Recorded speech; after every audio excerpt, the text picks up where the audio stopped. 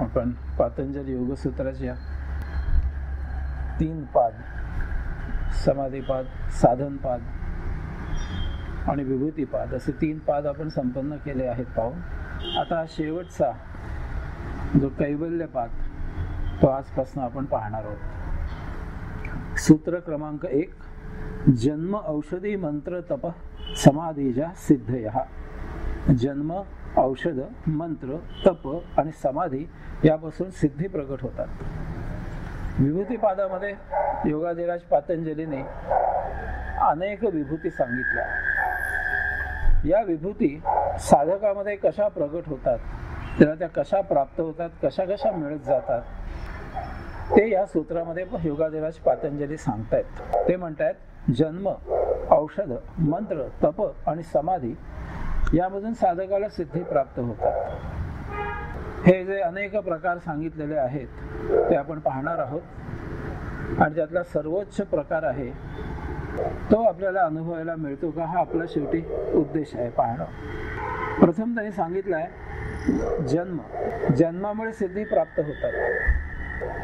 याचा अर्थ काय की आपण जन्माला ज्या वेळेला येतो तेव्हा जन्मताच काही सिद्धी आपल्याला प्राप्त होतात.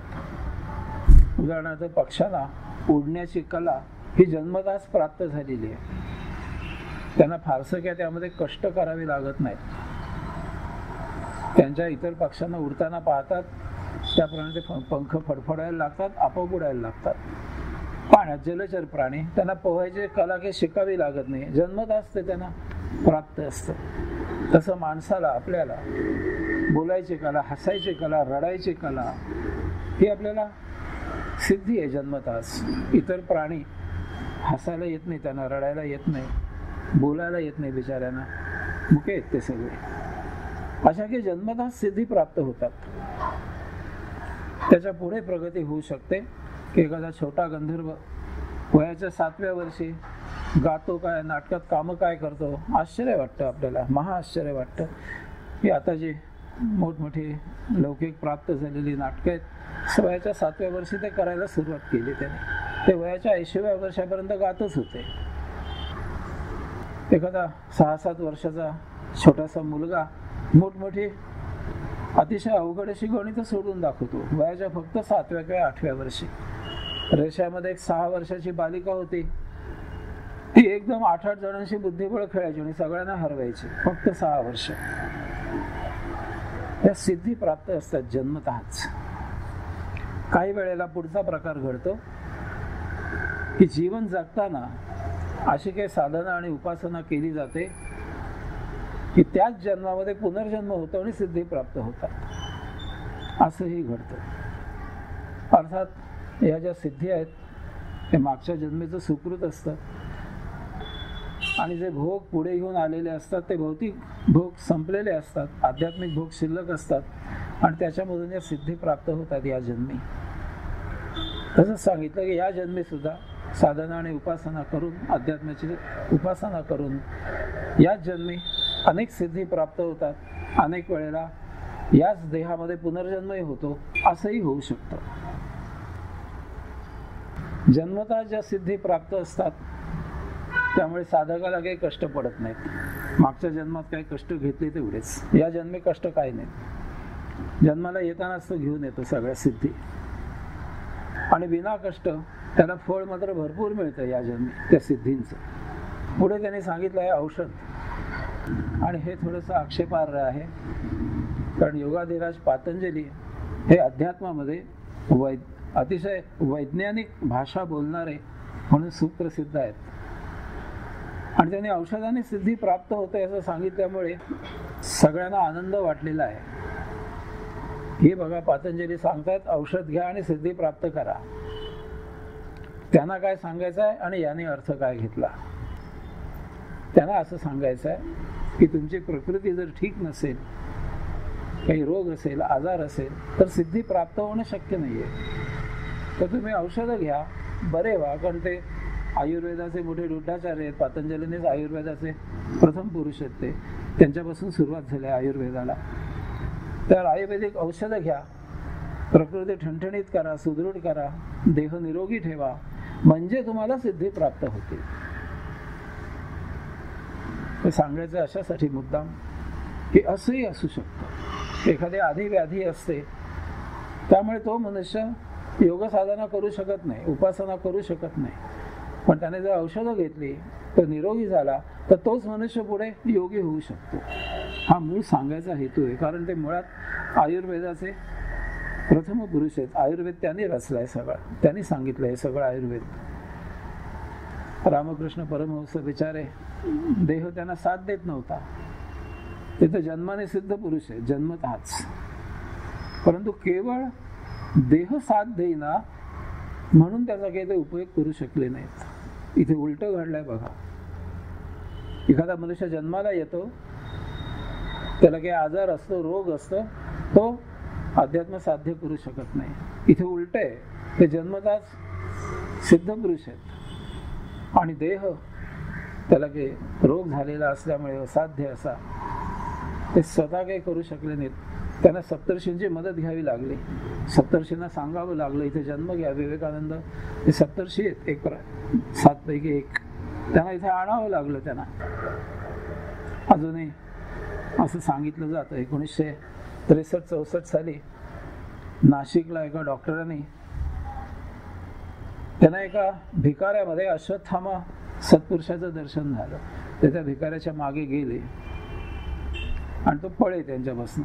पण ते त्याला विचारले, तू कोण आहेस सांग मला. आणि तो त्यांच्यापासून दूर दूर जात होता.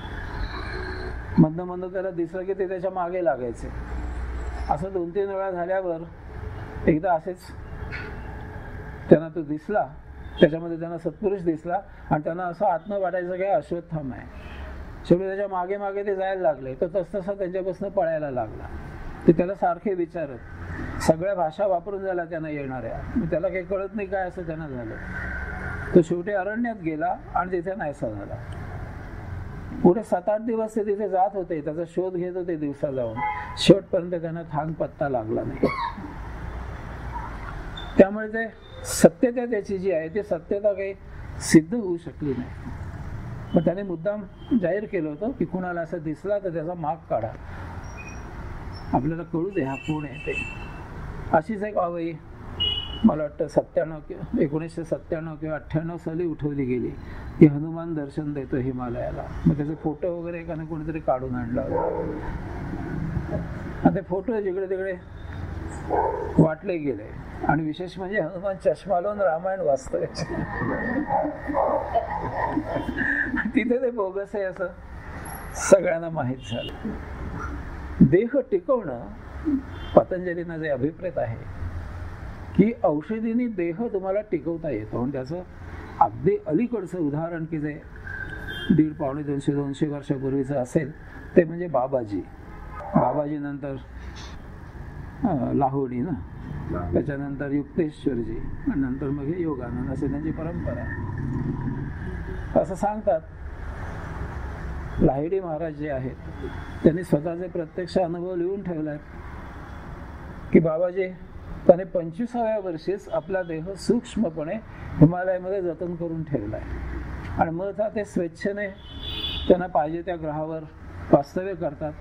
इथे कधी आले तर तो त्याने सूक्ष्म रूपात जतन करून ठेवलेला देह धारण करतात आणि आपल्या साधकांना दर्शन देतात. आता लाहिडी महाराजांनी प्रत्यक्ष त्यांचे अनुभव बरेच लिहिले आहेत बाबाजींबद्दल. युक्तेश्वरजींनीही सांगितलंय दर्शन घेत होतो म्हणून. पण इथून पुढे नंतर त्यांचं दर्शन कोणाला झाल्याचं आता अलीकडच्या काळामध्ये आता आपल्याला काही ऐकिवात नाही. मला वाटतं 87-88 साली लाहिडीने देह ठेवला, त्यानंतर युक्तेश्वरजी. पण अलीकडच्या काळामध्ये त्यांनी दर्शन दिल्याचं कुणी काही सांगत नाही. दिव्यस्पर्शी नावाच्या पुस्तकामध्ये राम भोसले म्हणून जे आहे त्यांना ते 6 वर्ष त्यांच्याबरोबर होते बाबाजींबरोबर. आता लेटेस्ट एवढ्यात. हो. अच्छा. आता एक 4-5 वर्षापूर्वीच गेले राम भोसले. म्हणजे आता एवढ्यातली गोष्ट आहे, म्हणजे 2000 मधली एक गोष्ट. 1965-70. हा, मी तेच म्हणते, जुनी असली पाहिजे. नाही, आता राम भोसले आता गेले 5-6 वर्षापूर्वी. पण त्यांना तर नाही, बाबाजीने दर्शन दिलं होतं. ते त्यांच्या बरोबरच होते. म्हणजे पतंजलींना जे सांगायचं आहे ते आता लेटेस्ट अलीकडचं उदाहरण म्हणजे बाबाजी एवढंच आहे की औषधी घेऊन आपला देह आपल्याला जतन करता येतो. ती एक विद्या आहे एक प्रकारची. पण नेहमीप्रमाणे मला नेहमी जो प्रश्न पडतो तो यांच्याही बाबतीत पडलेला आहे या योगानंदांच्या संप्रदायामध्ये, ही जी विद्या आहे ही एवढी गुप्त जपून का कशासाठी ठेवलेली आहे. म्हणजे महाभारतामध्ये आता जे अणुबॉम्बचे शोध लावलेले आहेत ते शोध आम्ही तिथे लावले. त्यावेळेला अस्त्र जे टाकत होते एकमेकांवरती हे अणुबॉम्ब होते. त्याने महाभयानक संहार व्हायचा. ब्रह्मास्त्र हे सगळ्यात मोठं अस्त्र होतं.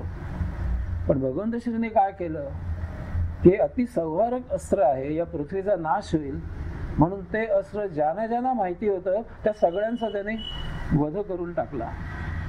प्रत्यक्ष व अप्रत्यक्ष कसाही असेल, पण सगळ्याच्या सगळ्यांना त्याने खलास करून टाकलं, प्रत्यक्ष किंवा अप्रत्यक्ष.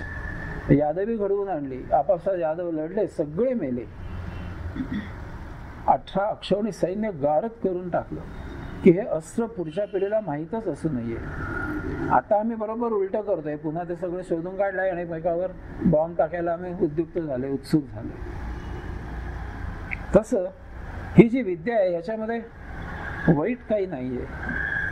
देह जीवित ठेवण्याची जी कला आहे, औषधी आहे, ती इथून पुढे कधी कोणाला सांगितलेली नाही. त्यांच्या पुरतीच ती मर्यादित राहिली का माहित नाहीये. तसंच पुढचाही मला प्रश्न आहे की त्यांचा जो क्रियायोग आहे तेही अतिशय गुप्त करून ठेवतात. असा विद्या अशी खुली पाहिजे, सगळ्यांना सांगायला पाहिजे. क्रियायोग ह्याच्यामध्ये न सांगण्यासारखं काय आहे ते क्रियायोग माहीत झाल्याशिवाय मला काही माहिती नाहीये. असं त्यात काय गुपित आहे एवढं की जे सहसा कोणाला सांगत नाही. अतिशय गुप्तपणे ती ठेवलेली आहे. आणि ते क्रियायोग खूप छान आहे, त्याच्यामध्ये अनेक सिद्धी प्राप्त होतात म्हणून मी वाचतो त्यांच्या परंपरेने जे काही लिहिलेलं आहे. पण हा क्रियायोग सर्वसामान्य लोकांसाठी खुला का करायचा नाही. आम्हाला एवढंच येतं, आम्ही सगळ्यांना सांगत सुटतो या असे का, की ते आम्हाला कणभर येतं साधारण या अध्यात्मातलं, फार काही येत नाही. पण इच्छा अशी आहे की आपल्याला येतं ते सगळ्यांना यावं. पण चांगलं येते, यात वाईट काय आहे. तेव्हा औषधी हे जे काही इथे आहे त्याचा प्रचार आणि प्रसार व्हावा असं माझं वैयक्तिक मत आहे. आता पतंजलीनं अपेक्षित औषध म्हणजे काय, मी सारखं तुम्हाला सांगितलं या सगळ्यामध्ये की आपला देह सुदृढ आणि निरोगी ठेवता येतो. आणि देह सुदृढ आणि निरोगी असला की साधना आणि उपासना करून आपल्याला सिद्धी प्राप्त करून घेता येतात.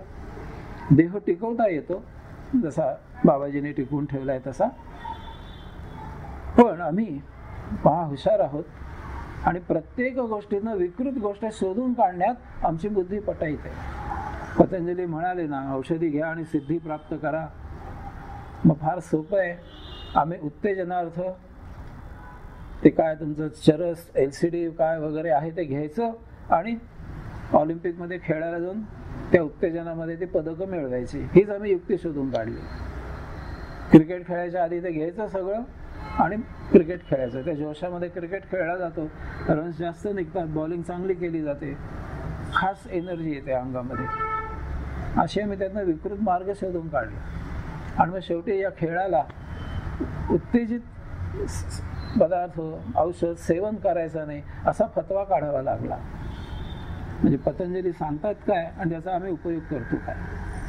सांगायचा मुद्दा एवढाच की पतंजली सांगतायत की औषधी घ्या आणि तुम्ही देहाला सुदृढ ठेवा, निरोगी ठेवा आणि मग साधना उपासना करून तुम्हाला सिद्धी प्राप्त होतील. तिसरी गोष्ट त्यांनी सांगितले मंत्र. या मंत्राबद्दल सुद्धा काही जणांचा आक्षेप आहे. मंत्र म्हणजे काय, एखादं ठराविक अक्षर किंवा एखादा ठराविक शब्द, एखादं छोटंसं वाक्य एकाच ठेक्यामध्ये, तालामध्ये, सुरामध्ये, लयीमध्ये सतत एका मागोमाग एक घेत असणं, याला मंत्र म्हणायचे, जप करायचा. आणि असं केल्यानंतर शरीरामध्ये एक प्रकारची वर्तुळ तयार होतात, ऊर्जा तयार होते आणि त्या ऊर्जेमुळे कुंडलिनी शक्ती जागृत होऊन माणसाला साक्षात्कारापर्यंत तो प्रगती करू शकतो. त्यामुळे सिद्धी प्राप्त होतात मधल्या वाटेवर. परंतु इथे सुद्धा ह्याला हे विडंबनात्मक रूप देण्यात आलं आणि ते घागर घेतली आणि फू फू फू फू करत बसलो रात्रभर. बेभान होतं, अंगात आल्यासारखं वाटतं, कारण बेभान होतं. आणि त्या बेभान स्थितीमध्ये अंगात आलाय तेव्हा आता प्रश्न विचारा आणि मग त्याचं जे काय चालतं ते माझ्यापेक्षा तुम्हाला जास्त माहिती आहे. मी काही सांगायला नको तुम्हाला महिलांना. त्याला गौणत्व आलं त्यामुळे. आणि मग शंका यायला लागली की आपणही जेव्हा मंत्र म्हणतो किंवा जप करतो तेव्हा असंच काहीतरी होतं का काय? त्या बाईच्या अंगात जे येतं फो फो फो घागर फुंकून तसंच होतं की काय? मग गौण आहे की काय? मग याने सिद्धी प्राप्त होणार आहेत की नाही खरंच? का हे सुद्धा बोगस आहे? अशी शंका यायला लागली काही जण. पण पतंजलींना जे सांगायचं आहे ते तुम्ही एखाद्या विशिष्ट जपाचा जेव्हा पुरस्चरण करता, एका मागोमाग एक जेव्हा नामस्मरण करता, तेव्हा आपल्या शरीरामध्ये सप्तचक्र प्रज्वलित होतात आणि 7 चक्र प्रज्वलित झाले की कुंडलिनी जागृत होते आणि ती 0 चक्रापर्यंत जर पोहोचली तर तुम्ही साक्षात्कारित होता आणि या मधल्या काळामध्ये तुम्हाला सिद्धी प्राप्त होतात. हा त्याचा मंत्राचा त्या अर्थ घ्यायचा आहे. पण याचा विकृतपणाने याचा दुरुपयोग केल्यामुळे त्याच्याबद्दल अनेक शंका निर्माण झाल्या आणि यामुळे सिद्धी प्राप्त होतात ह्या गौण आहेत की काय अशी शंका यायला लागली. सिद्धी प्रकट कशा होतात? त्यांना 4था प्रकार त्यांनी सांगितलाय तो म्हणजे तप. तप हा मंत्र किंवा जपासारखाच आहे. तप म्हणजे असं आहे, एक विशिष्ट आध्यात्मिक जीवन प्रणाली, एक विशिष्ट आध्यात्मिक जीवन प्रणाली, त्याचं आचरण आपण वर्षानुवर्ष घेत राहायचं. आणि त्यामुळे तप म्हणजे 12 वर्ष असा त्याचा दुसरा अर्थही घेतला गेला की तुम्ही एक विशिष्ट जीवन प्रणाली, आध्यात्मिक अर्थात, या जीवन प्रणालीप्रमाणे आचरण करा, जीवन जगा, तुमचं आयुष्य जगा. असं तुम्ही 12 वर्ष जर सतत केलं तर आपोआपच त्यामुळे तुमच्या मध्ये एक प्रकारची ऊर्जा तयार होईल. विशिष्ट जीवन प्रणाली एका मागोमागे एक वर्षानुवर्ष सतत त्याच प्रकारे जीवन जगल्यामुळे आणि तुम्हाला आपोआप सिद्धी प्राप्त होतील. तपश्चर्या, ऋषीपूर्वी तपश्चर्या करत असत, अरण्यात जाऊन राहत असत, जगापासून ते संबंध दूर राहत असत, संबंध ठेवत नसत जगाशी. असं अनेक वर्ष, 12 वर्ष त्यांनी सांगितलंय तप करायला पाहिजे. याने सुद्धा सिद्धी प्राप्त होतात, साक्षात्कार होतो, दर्शन होतं परमात्म्याचं.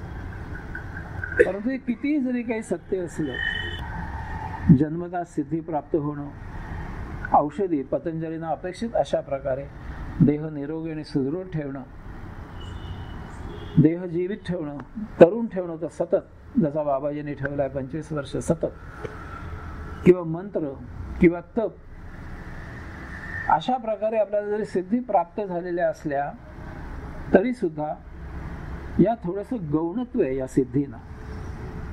कारण ह्या सिद्धी तुम्हाला भौतिक जीवन जगायला सुकर होतात सगळे आणि ह्याचा उपयोग पुढल्या जन्मी होत नाही. त्याच्यामागचं कारण हे विशेष म्हणजे आता तुम्हाला जन्म, औषध, मंत्र, तप याने काही सिद्धी प्राप्त झाल्या तर या त्या जन्मापुरताच असतात आणि या जन्मी तुम्ही जर मुक्त झालात तर मग त्याचा उपयोग आहे. पण या जन्मी तुम्हाला सिद्धी प्राप्त झाल्या, साक्षात्कारित झालात, परंतु मुक्त झाला नाही आणि पुढला जन्म तुम्हाला घ्यावा लागतो, तेव्हा ह्या ज्या सिद्धी प्राप्त झालेल्या आहेत त्याचा पुढे काही उपयोग होत नाही पुढल्या जन्मी. तसंच या 4 प्रकाराने प्राप्त झालेल्या सिद्धी या बहुतेक प्रकारे, बहुतांशी तुम्हाला तुमचं भौतिक जीवन जगायला सुकर होतात आणि म्हणून याला थोडंसं गौणत्व आहे. अर्थात या सिद्धी प्राप्त होणं म्हणजे तुमचा जीवनक्रम त्या परमात्म्याच्या यात्रेकडे पुढे पुढे सुरू झालाय. तुम्ही यात्रेच्या मार्गावर सुरू झालेत आहात, तुम्ही यात्रा करत आहात. तुमचं आयुष्य जसं पाहिजे तसं उत्तम प्रकारे चालू आहे हे सांगण्यापुरते ते चांगले आहेत. एवढं तुम्हाला निश्चिंत होता तुम्ही की मला जर या सिद्धी प्राप्त झाल्यात म्हणजे तुमचा आयुष्यक्रम जो आहे तो परमात्म्याच्या यात्रा तुम्ही सुरू केलेली आहे हे तुम्हाला निश्चित समजतं. हा एक फार मोठा फायदा आहे. त्यामुळे साधक जे आहेत ते जास्तीत जास्त त्याच्यामध्ये उपासना करायला ठाम राहतात की नाही आपण योग्य मार्गाने चाललोय, आपल्या या सिद्धी प्राप्त झाल्या, योग्य मार्गाने आपण चाललोय, हे चालू राहू दे शेवटपर्यंत. हा त्याचा मोठा फायदा आहे. आणि तो जो जन्म विशिष्ट ज्या जन्मी हे सगळं प्राप्त होतं यामुळे सिद्धी, तो जन्म फार उत्तम जातो. त्यामुळे सगळं आयुष्य छान जातं, अध्यात्मामध्ये जातं, आत्म्याला अपेक्षित असं आत्माचरण होतं. त्याचे फायदे बरेच आहेत. परंतु हे दोन मुख्य तोटे मी सांगितले आता की त्याला गौणत्व अशासाठी आहे की फक्त भौतिक जीवन तुमचं सुकर करायला याचा उपयोग होतो आणि पुढल्या जन्मी या सिद्धींचा उपयोग होत नाही. पुढल्या जन्मी पुन्हा त्या प्राप्त कराव्या लागतात. आणि म्हणून पतंजलीने शेवटी समाधी ज असा शब्द त्या सूत्रामध्ये वापरला आणि समाधी राहून तुम्हाला ज्या सिद्धी प्राप्त होतात त्या खऱ्या सिद्धी असं ते सांगतात. आपण जो योग साधना हा कोर्स आपण जो शिकलो आहोत त्याच्यामध्ये या सगळ्याचं म्हणून मिश्रण केलेलं आहे. सगळ्यांचा उपयोग मी सगळ्याचा एकत्र केलेला आहे. योगासनं करायला सांगितलेत की तुमच्या शरीरामध्ये टाळूपासून टाचेपर्यंत रंध्रातून पेशीतून प्राणवायूचा पुरवठा व्हायला पाहिजे. म्हणजे तुम्ही सतेज राहता, नेहमी फ्रेश राहता. म्हणून आपण योगासनं प्रथम करतो, त्यानंतर ऊर्जेची क्रिया करतो, पंचमहातत्वामधून ऊर्जा खेचून घेतो शरीरामध्ये, मग प्राणायाम करतो, ओंकार करतो, जप करतो आणि मग ध्यानाला बसतो. हे सगळं त्याच्यामध्ये सामावून घेतलेलं एकाच साधनेमध्ये, एकाच उपासनेमध्ये. प्रत्येकाचा उपयोग होऊन शेवटी समाधी साध्य करायचे आणि म्हणून त्या कोर्सला जास्त महत्व आहे. शेवटी त्यांनी सांगितलंय की तुम्हाला जर समाधी प्राप्त झाली या सगळ्यामधून तर तुम्ही जिंकलात. मग तुम्ही हे आयुष्य पुढचे सगळे पुनर्जन्म जे जे होतील ते मुक्ती मिळेपर्यंत हे तुमचं सगळं टिकून राहील. म्हणून त्याला समाधी ज असा मुद्दाम शब्द घातलाय, जन्म त्याच्यामध्ये शब्द घातलाय. या जन्मोजन्मी तुम्हाला या सिद्धी टिकून राहतील. आणि म्हणून योग साधनेच्या कोर्समध्ये नेहमी मी हेच सांगतो, हायर कोर्समध्ये हे करून घेतो की तुम्ही समाधीपर्यंत कसे जाल, त्याचाच ध्यास तुम्हाला कसा लागेल, कुंडलिनी जागृत कशी होईल. आता ते तिसऱ्या स्टेजला शिकवतो, दुसऱ्या नव्हे शेवटच्या स्टेजला ते शिकवतो की कुंडलिनी जागृत कशी होईल तुमची. आणि हे सगळं करून ध्यानाच्या पलीकडे तुमची प्रगती होऊन तुम्हाला ज्या समाधी लागेल आणि समाधी तुम्हाला प्राप्त झाल्यानंतर जर या सिद्धी तुम्हाला ज्या प्राप्त होतील त्या तुम्हाला पुनर्जन्मापर्यंत पुढे जन्मोजन्मी टिकतील. म्हणून समाधी ज असा शब्द त्यांनी घातलाय. त्यामध्ये ह्या तेवढ्याच जन्मापुरत्या उपयुक्त नाही होणार, जन्मोजन्मी तुम्हाला पुढे त्या जसे भोग चिकटून येतात तशा सिद्धी तुम्हाला चिकटून येतील पुढे. आणि ह्या तुम्हाला या जन्मी साक्षात्कार घडवून आणतील. बाकीच्या सिद्धी तुमच्याकडे राहतील, त्याचा भौतिक जीवन जगायला उपयोग होईल. पण ही समाधीमधून तुम्हाला प्राप्त झालेल्या सिद्धी त्याच्यामध्ये एक विशेष गुण आहे की त्या भौतिक जीवन तर सुकर करतीलच पण तुम्हाला साक्षात्कारापर्यंत घेऊन जातील. आणि शिवाय जर तुम्ही मुक्त नाही झाला या जन्मी तर पुढील जन्माला सुद्धा हे सगळं तुम्हाला उपयोगी पडेल, जन्मोजन्मी उपयोगी पडेल. अनेक जे संत आहेत मोठमोठे, तुकाराम महाराज, रामदास स्वामी, ज्ञानेश्वर माऊली, हे सगळं जन्मताच समाधी ज तिथनं घेऊन आलेले आहेत. ते या जन्मी त्यांना काही करावं लागलं नाही. त्यासाठी जे काही त्या देहाचे भोग होते ते उपभोगून संपवून मुक्त होऊन गेले. आणि म्हणून साधकाने एक गोष्ट लक्षात ठेवायचे, ह्या ज्या सिद्धी आहेत त्याचा उपयोग कधीही स्वार्थासाठी करायचा नाही. जन्म औषधी मंत्र तप हे पहिले जे 4 प्रकार सांगितलेले आहेत त्याच्यामुळे प्राप्त होणाऱ्या सिद्धी ज्या आहेत या सिद्धींमुळे तो साधक साक्षात्कारित व्हायच्या आधीच त्याला त्या सिद्धी प्राप्त झालेल्या असतात. त्यामुळे त्याला एखाद्या वेळी मोह होतो, बाहेरची जनता त्याला मोहामध्ये पाडते, आकर्षित करते, त्याला प्रसिद्धी मिळते, मान सन्मान देतात आणि त्याचा पाय घसरतो. भौतिकासाठी तो उपयोग करतो, या सगळ्याचा पैसे मिळवतो, धंदा तयार करतो त्याचा. पण समाधी प्राप्त झाल्यानंतर समाधी जो साधक आहे तो कधीही या सिद्धींचा भौतिक उपयोगासाठी उपयोग करत नाही, आपण जाणून बुजून करत नाही, कारण तो त्याच्या पलीकडे निघून गेलेला आहे. आपल्याला काही सिद्धी प्राप्त झाल्या आहेत हेच त्याच्या गावी नसतं.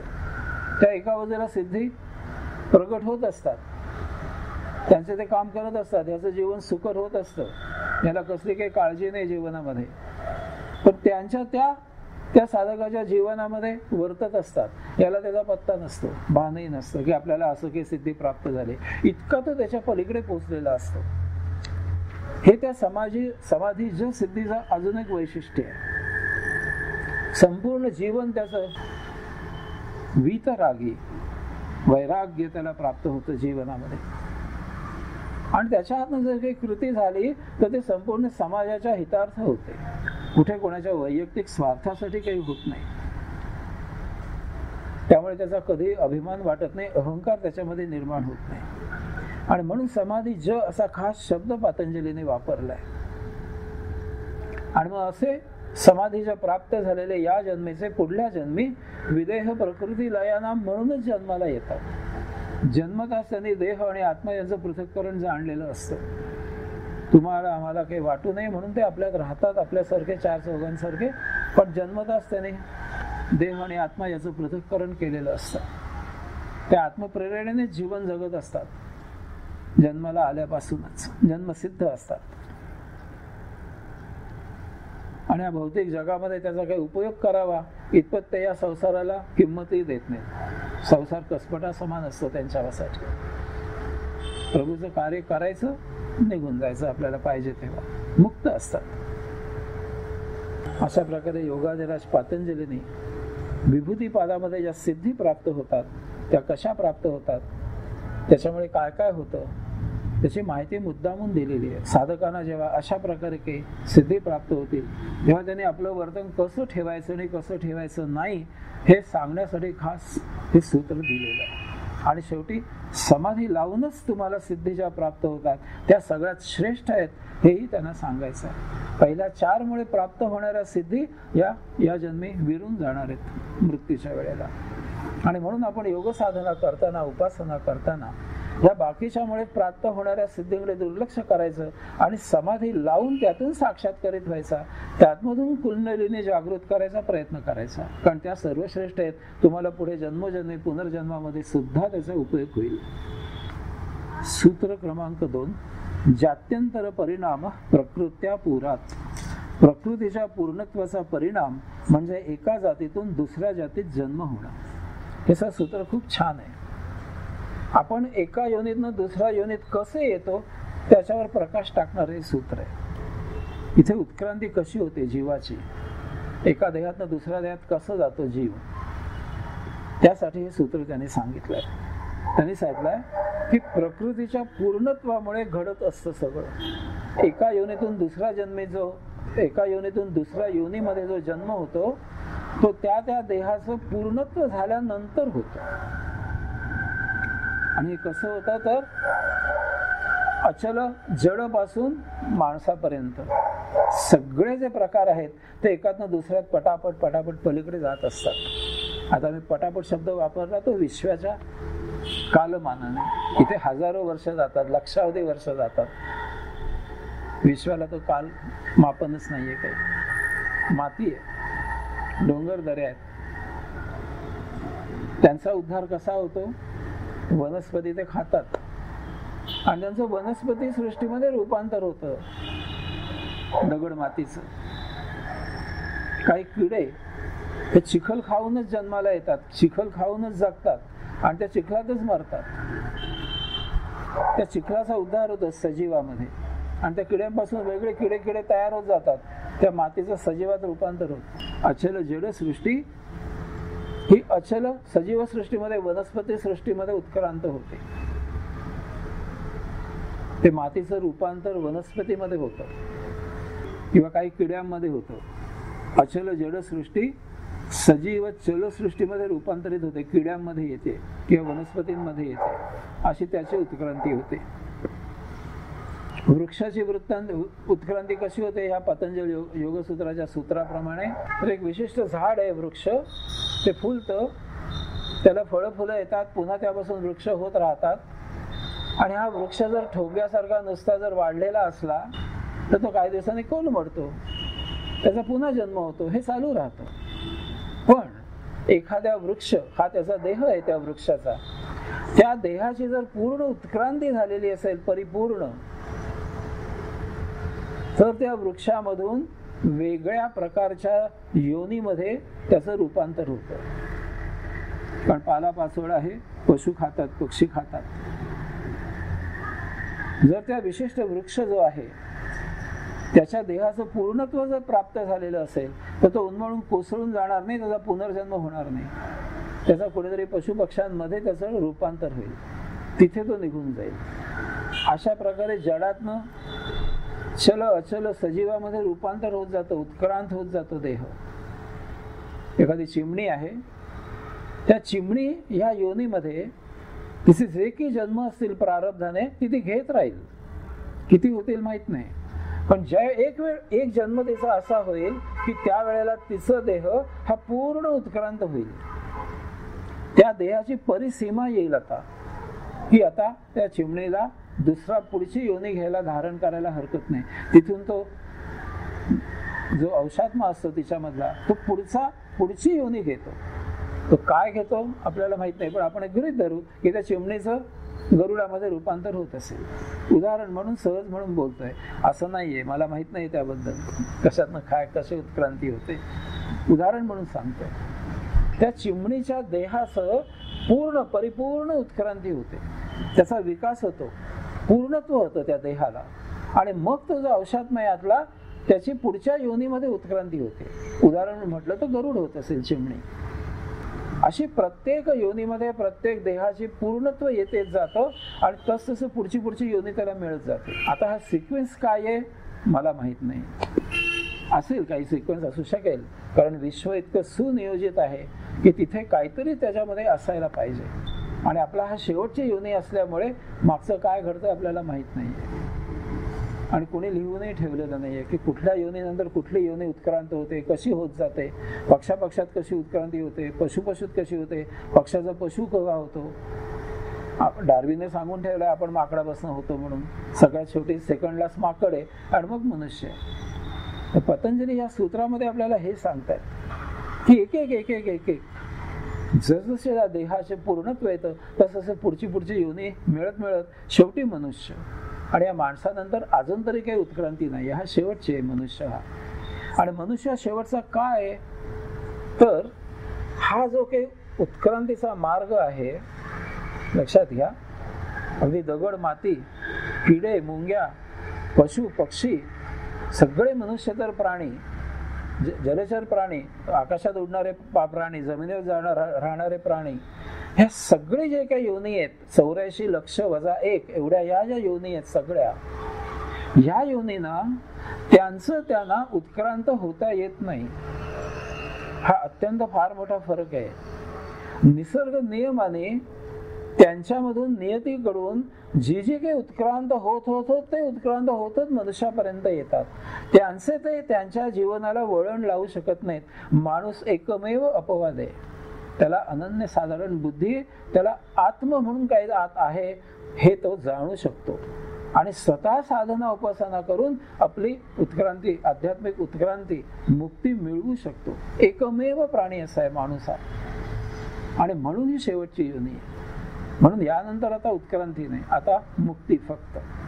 आता उत्क्रांती नाही म्हणजे अधोगती आली, जग द्वंद्वार आहे, अधोगती आली. अधोगती काय आहे? या प्राण्यांची अधोगती होते पण आपल्याला त्याचं माहिती नाहीये. अजून तरी कोणी काही लिहून ठेवलेलं नाही. त्यांचा सिक्वेन्स कसा आहे की एखादा हत्तीच्या जन्माला आला आणि पुन्हा तो किडा झाला, माहित नाहीये.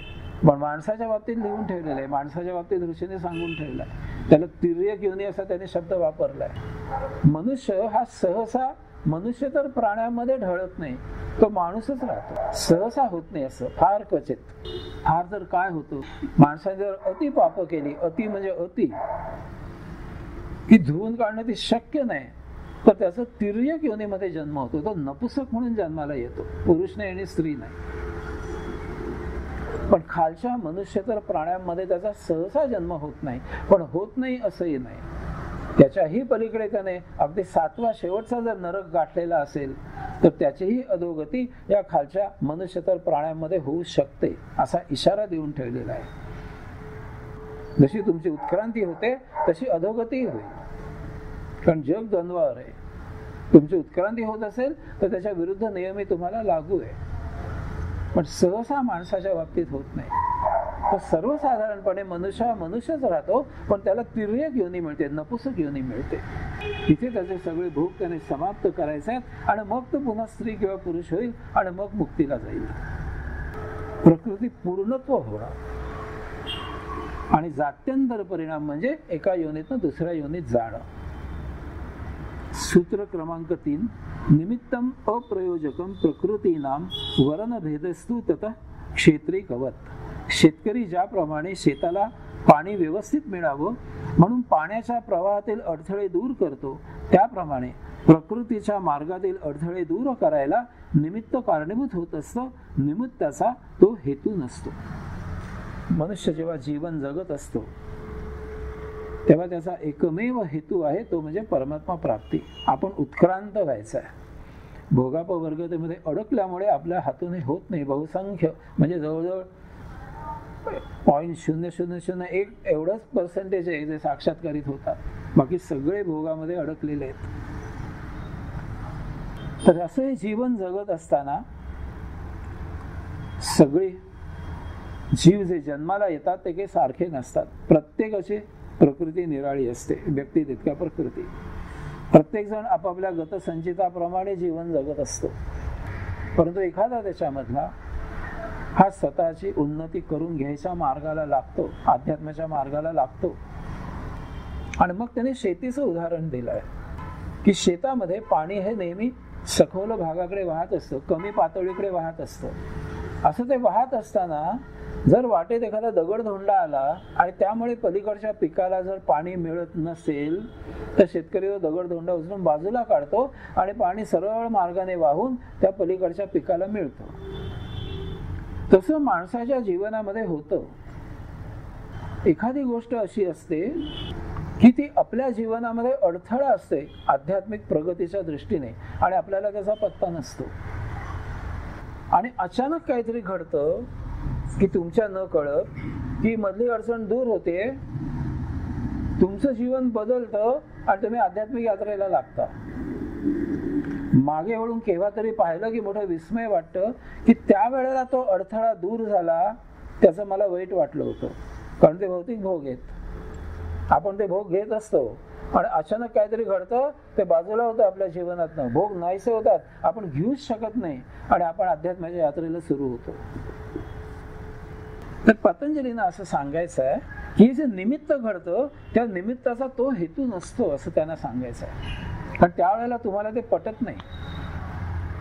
तुमच्या जीवनामध्ये अकस्मात काहीतरी जे घडतं की ज्याच्यामुळे तुमचं जीवनच बदलून जातं सगळं, त्यावेळेला तो हेतू नसतो की तुम्ही या मार्गाला जावं म्हणून. त्या मार्गाला गेल्यानंतर केव्हा तरी तुमच्या लक्षात येतं की ती अमुक घटना घडली म्हणून मी आज इकडे आलोय. तुम्ही आपोआप वळता तिकडे. पण काही ना काहीतरी करायलाच पाहिजे ना जीवनात. एक बंद पडलं दुसरं सुरू करतो माणूस. ते बंद पडणं हे त्याच्या पथ्यावर पडतं आणि तिकडे गेल्यावर मग त्याला योग्य मार्ग मिळतो. आणि तो हेतू नसतो त्यावेळेला की इकडे आपण जातोय ह्याच्यामध्ये आता आपल्याला करिअर करायचं आहे, हा हेतू नसतो त्यावेळेला. हे बंद पडलं म्हणून तुम्ही तिकडे वळता आणि मग तिकडे पीक पाणी छान येतं, तुम्ही आनंदी राहता आणि मग हळूच मागे वळून बघता की हे कशामुळे घडलं. हा, इथे मला टर्न मिळाला, हा माझा टर्निंग पॉईंट झाला जीवनाचा आणि आज आता मी तिथल्यापेक्षा शतपटीने नाही लाखपटीने आनंदात आहे आणि सुखदुःख गेला आनंदात आहे. असं जीवनामध्ये घडतं. त्यासाठी एक खास सूत्र पतंजलीने लिहिलं आहे की शेतकरी जसा पाण्याच्या प्रवाहामधला अडथळा दूर होऊन ते पाणी जसं पिकाला मिळतं, तसं तुमच्या जीवन प्रवाहामध्ये एखादा आध्यात्मिक मार्गाकडे जाण्याच्या मार्गात भौतिक जो धोंडा असतो तो बाजूला केला जातो. त्यावेळेला तुम्हाला ते वाटत नाही, त्याचा हेतू काय असं तुम्हाला वाटत नाही. तुम्ही त्या मार्गाने पुढे जाता आणि मग साक्षात्कारित झाल्यावर लक्षात येतं की ते घडलं म्हणून मी इकडे आलो आणि मी आनंदात आहे आज. तेव्हा असं होऊ शकतं. सांगायचा उद्देश एवढाच आहे की असं काही घडलं की विचलित होऊ नका. त्या नियतीपुढे शरण जा. त्या नैसर्गिक घटनेपुढे मान तुकवा. त्याप्रमाणे आचरण करायला सुरुवात करा. तुम्ही अट्टहासाने जर मागे जायचा प्रयत्न केलात तर त्या भौतिकामध्ये तुम्ही त्याच्या आणि चौपट ऋतून बसा. हा संदेश देण्यासाठी म्हणून त्याने हे जीवन सूत्र खास लिहिलंय की स्वधर्माने प्राप्त स्वकर्म हे ते आहे हे त्यावेळेला समजून घ्या.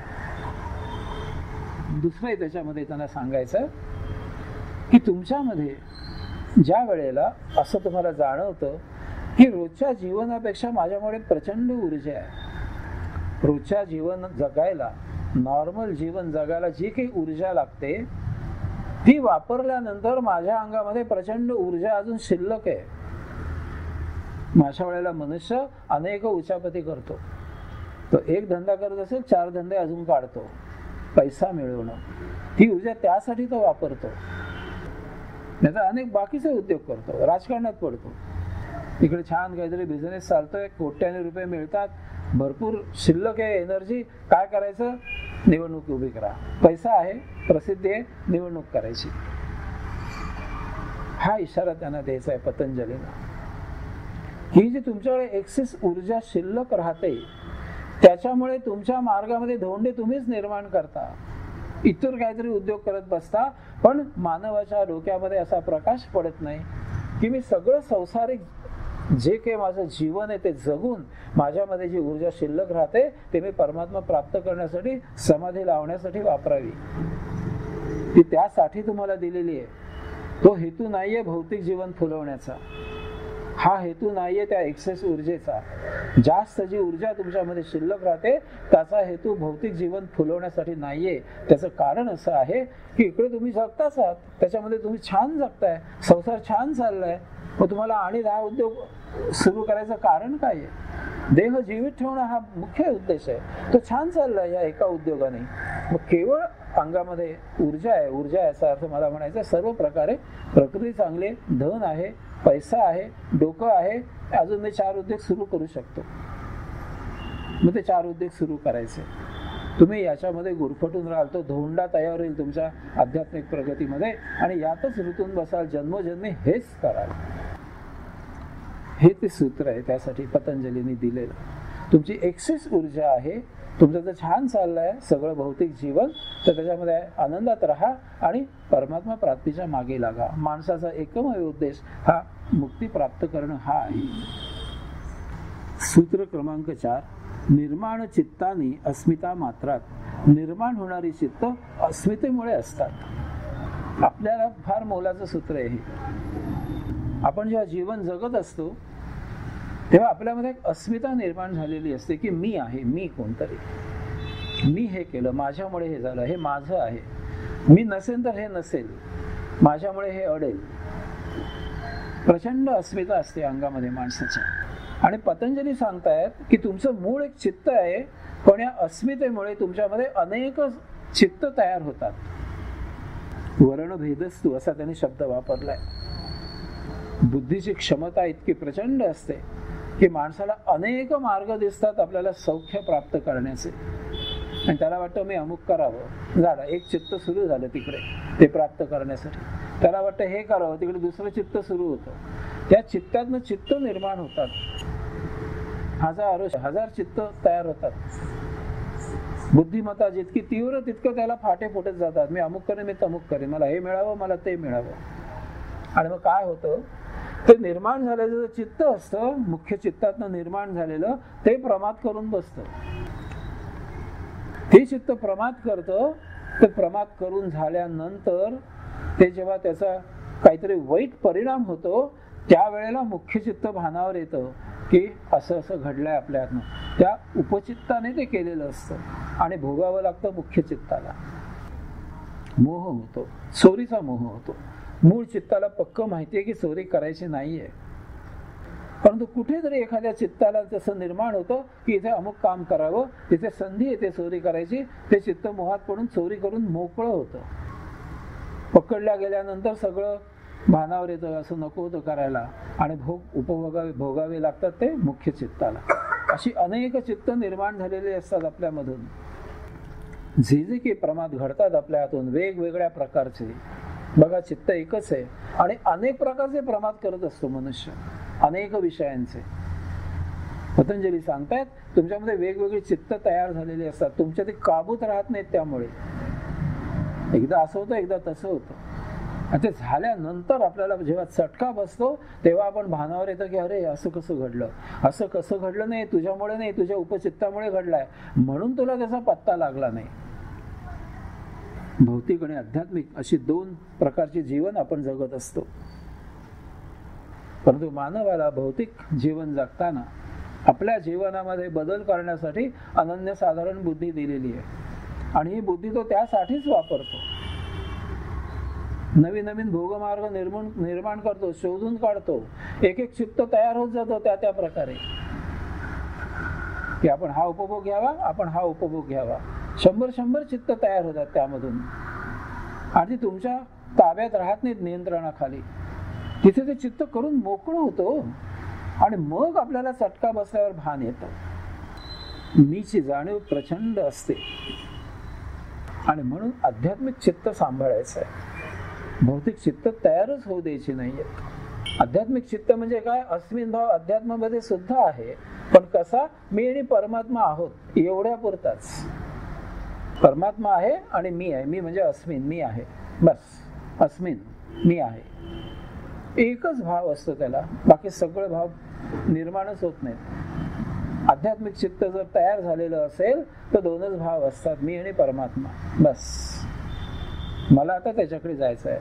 मग माझी जी बुद्धी आहे, माझी जास्त जे काही एनर्जी आहे, ते सगळी यासाठी आता वापरायची. उपभोग निर्माण करणारे चित्त निर्माणच होत नाहीत आध्यात्मिक चित्त जर तयार झालेलं असेल तर. पण भौतिकामध्ये रमवान झालं, त्याच्यामध्ये उपभोगांची दालनं एक एक दिसायला लागली की तसतशी चित्त निर्माण होत जातात. मूळ चित्ताला त्याचे परिणाम भोगावे लागतात. म्हणून नेहमी सावध राहायचं आहे की मी एक गोष्ट करतोय, त्याच वेळी मला दुसरं करायची इच्छा होते का, तिथे थांबायला पाहिजे. हे चित्त निर्माण होऊ द्यायचं नाही. एकच चित्त ठेवायचं. त्या चित्ताला काय, ते मुख्य चित्ताला काय ते वाटू दे. आणि त्याची एवढी क्षमता नाहीये की एकाच वेळेला 10 ठिकाणी तो हात घालू शकेल. उपचित्त निर्माण झाल्यामुळे आपण उच्चापती करू शकतो 100 प्रकारच्या वेगवेगळ्या. वेळ सावध करायचा आहे स्वतःलाच. मी एक मार्ग निवडला, त्या मार्गाने चालले, मला दुसऱ्या मार्गाचं आकर्षण निर्माण होत आहे, हे माझं दुसरं चित्त निर्माण होत आहे. प्रमाद निर्माण व्हायची शक्यता आहे यामधून. आणि म्हणून आध्यात्मिक चित्ताला सगळ्यात मोठं महत्व आहे. तिथे एकच भाव आहे फक्त, अस्मिन, मी आहे आणि परमात्मा आहे. वेगळं आहे मी परमात्म्यापेक्षा, याचंच दुःख आहे फक्त. ते मी प्राप्त कसं करेन, मी परमात्मा स्वरूप कसा होईन. एकच भान राहतं त्याला, एकच ध्येय राहतं. मग भौतिक गोष्टी या गौण होऊन जातात, देह जीवित ठेवण्यापुरत्या. आणि याचा उपयोग ते 5व्या सूत्रामध्ये करतायत. सूत्र क्रमांक 5, प्रवृत्ती भेदे प्रयोजकम चित्तम एकम अनेकेशाम. प्रवृत्ती भेदाप्रमाणे अनेक चित्तांचं प्रयोजन करणारं चित्त एकच असतं. त्याला वैश्विक चित्त तुम्हाला समजावून द्यायचं आहे या 4थ्या सूत्राच्या आधाराने. जसं तुमच्यामध्ये एक स्वतःचं एक चित्त आहे आणि वेगवेगळ्या तुम्हाला भावना झाल्यानंतर अनेक उपचित्त निर्माण होतात, त्यांची ती वर्तन करतात, भान सुटतं तुमचं, त्यांच्यावरचं नियंत्रण तुमचं राहत नाही, ती प्रमाद करून तुम्हाला ते भोगावं लागतं. तसं एक वैश्विक चित्त आहे आणि या चित्तामधून प्रत्येक जीवामध्ये एक एक चित्त निर्माण होतं. 5वं सूत्र काय सांगताय बघा. एक वैश्विक चित्त आहे संपूर्ण सजीवांचं आणि ह्या चित्तामधून उपचित्त प्रत्येक सजीवामध्ये निर्माण होत असतात आणि त्याप्रमाणे ते वर्तन करत असतात. आणि मूळ जे वैश्विक चित्त आहे त्या चित्ताला एकमेव प्रेरणा आहे, म्हणजे प्रत्येक सजीव परमात्मा विलीन कसा होईल, मुक्त कसा होईल, परमात्मा त्याला प्राप्त कसा होईल, हीच चित्ताची एकमेव इच्छा आहे, मूलभूत वैश्विक चित्ताची. त्याची आपण चित्त आहोत, उपचित्त आहोत आपण. हा भाव जर आपण मनामध्ये घेतला तर आपण त्या वैश्विक चित्ताकडे आकर्षित होऊन आपण परमात्म्याची यात्रा कशी करायची यासाठी संपूर्ण जीवन वाहून घेऊ. मग भौतिक जीवन आहे त्याला आपोआपच गौणत्व येईल. हे तसं यावं म्हणून ते सांगतायत. एक वैश्विक चित्त आहे, त्याच्या चित्ताचे आपण उपचित्त आहोत. आणि ह्या चित्ताला एकमेव उद्देश आहे, तो म्हणजे प्रत्येक जीव उत्क्रांत होत होत होत होत शेवटी परमात्म्यात विलीन झाला पाहिजे, वर्तुळ पूर्ण झालं पाहिजे. तिथून तो औषात्म प्रगट झालेला आहे, तिथून जीवधारणा झालेली आहे. वर्तुळ पूर्ण करायचं आहे, तरच हे विश्वाची लीला सतत चालू राहील. तुम्ही जर मुक्त झाला नाही, प्रजा वाढत जाईल. माणसाची प्रजा वाढली तर जंगल कमी होतील. शेवटी एक आत्मा आहे, त्याच्यामध्ये किती अंश आत्मात आहेत औषात्मे, ती संख्या पक्की झालेली आहे. औषात्म्यांची संख्या तेवढीच आहे, ती वाढत नाही. तिथे प्रजोत्पादन होत नाही औषात्म्यामध्ये. मूळ एक आत्मा आहे, त्याचे अंश किती तेवढे जीव निर्माण होणार आहेत. बस हे पक्के आहे. आपल्या या जगासाठी, पृथ्वीसाठी एक ठराविक संख्या आहे औषात्म्यांची. मग तुम्ही माणसं वाढली, झाडं कमी होतील, प्राणी कमी होतील. प्राणी वाढले, माणसं कमी होतील. आपोआप घडेल. नाही घडलं तर निसर्ग घडवून आणेल. एक दिवस येईल आणि 25-30 हजार जीव घेऊन जाईल. भूकंप होईल, लाखो लोक मारून टाकेल. सुनामी लाटा येईल, वाटेल तेवढे लक्षभर लोक घेऊन जाईल. तो बॅलन्स करेल नेहमी, पण ते बदलणार नाहीये. म्हणून लोकसंख्या आटोक्यात आणा, पण जंगल आपोआपच कमी होणार आहेत. या तत्वावर आहे ते. तुम्ही माणसं वाढवली की बाकीचे जीव कुठले ना कुठेतरी ते कमी होणार आहेत, ते उगवणार नाहीयेत. जंगल कमी होणार, पशुपक्षी कमी होणार, पर्यावरण बिघडेल सगळ्याचं. कारण सगळं शेवटी एकातनच निर्माण झालेलं आहे आणि त्याचं एक नियोजन केलेलं आहे. एक तुम्ही बिघडवलं की दुसरं बिघडणार, आपोआप सगळ्या जगावर त्याचा परिणाम होणार. आपल्याला वाटतं मी एवढेच तर गोष्ट केली, याने काय मोठंसं होणार नाही. सगळ्या पृथ्वीवर त्याचा परिणाम होतो. सगळ्या पृथ्वीवर. तुम्ही इथे झाडं तोडलीत, सगळ्या पृथ्वीवर परिणाम होतो. बऱ्याच वेळा तुम्ही पेपरमधनं वाचलं असेल की ते पक्षी भ्रमण करणार आहेत, ते आता येई नसे झाले अमुक जात इकडे, कारण इथली झाडं गेली, त्यांची खून गेली तिथनं. ते तुमच्याकडे नाही येत आता पुण्यामध्ये, दुसरीकडे कुठेतरी उतरतात. तुम्ही झाडं तोडली, त्यांची ती वर्ण खून होती. इथे यायचं, या सीझनला अमुक ठिकाणी जायचं, राहायचं थोड्या वेळ. सगळ्या जगात हे पक्षी प्रवास करत असतात. आपल्याला मोठं वाटतं की एखाद्या वेळी कधी कधी गेलो कुठे ऑस्ट्रेलिया, युरोपला, नाही तर जपानला, ट्रिप मारून आलो. हे दरवर्षी हिंडतात पक्षी. दरवर्षी पक्षी साधा पक्षी आहेत, काय असं त्याला आहे. तुमच्या एवढी बुद्धी पण नाही, त्यांना ताकद पण नाहीये. संपूर्ण जगाला फेरी घालतात सीझन मध्ये बरोबर. आणि गणित तुमच्यापेक्षाही छान आहे त्यांचं. बरोबर येतात त्या सीझनला तिथे कुठनं आलेले असतात. पण तुम्ही बिघडवलं की त्यांच्या खुणा बिघडतात.